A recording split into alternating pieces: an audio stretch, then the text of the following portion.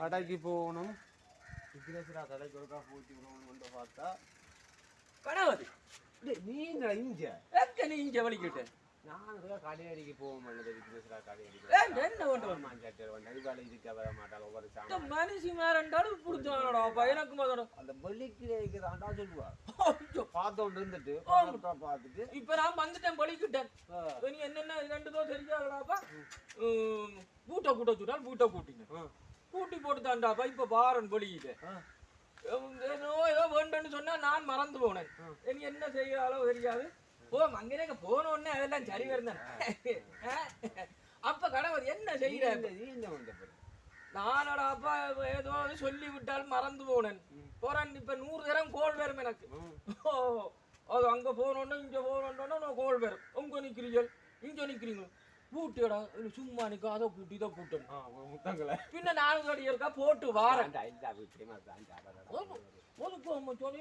என்ன செய்யறேன்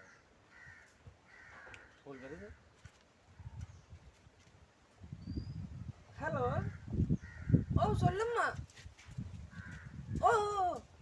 என்ன இந்த நான் அந்த கடை கிட்ட தான் நிக்கிறேன். என்ன பண்றது சீனியோ போவேக்க சொல்ல மாட்டியடியாத்த. நான் சைக்கிள்ல ஓடிய நல்ல அளந்த கணவனின் ஆட்டோக்க விட பார்த்தேன். என்ன உங்கள்கிட்ட கதையில வயடி போனேன். வையம்மா போன வையம்மா டீ போட்டாலும் அங்க குடிக்கும்.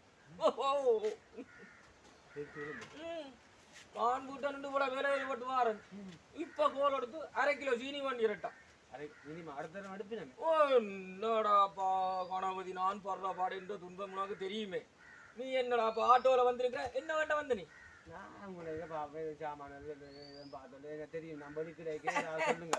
நான் கணபதி வீட்டை நின்று வீட்டை கூட்டு அதை கூட்டு இதை கூட்டோன்னு சொல்லி கொண்டுட்டா பின்ன நைஸா வெத்தில கூறு முடிஞ்சுது. வேண்டும் படிக்கணும் வெத்தில கூட நிற்க மாட்டேன்.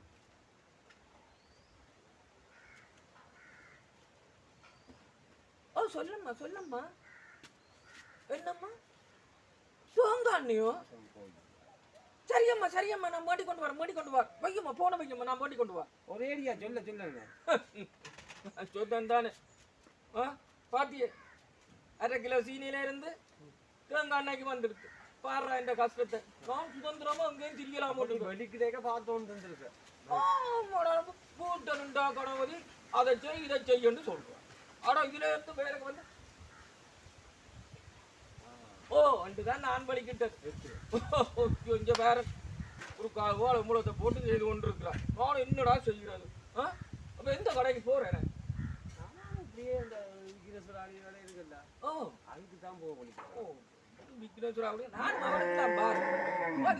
பெரிய சாமான் மட்டும் வந்துருக்கிறேன். தெரிஞ்சுதான் இனிதான் லிஸ்ட் வேற சொல்லுங்க. வெளிக்கிட்டுட்டோம்ல இனிதான் சொல்லணும்.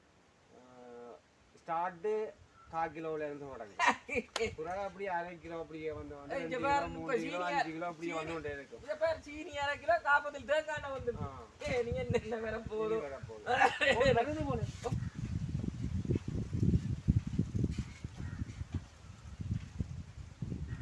ஹலோ சொல்லம்மா.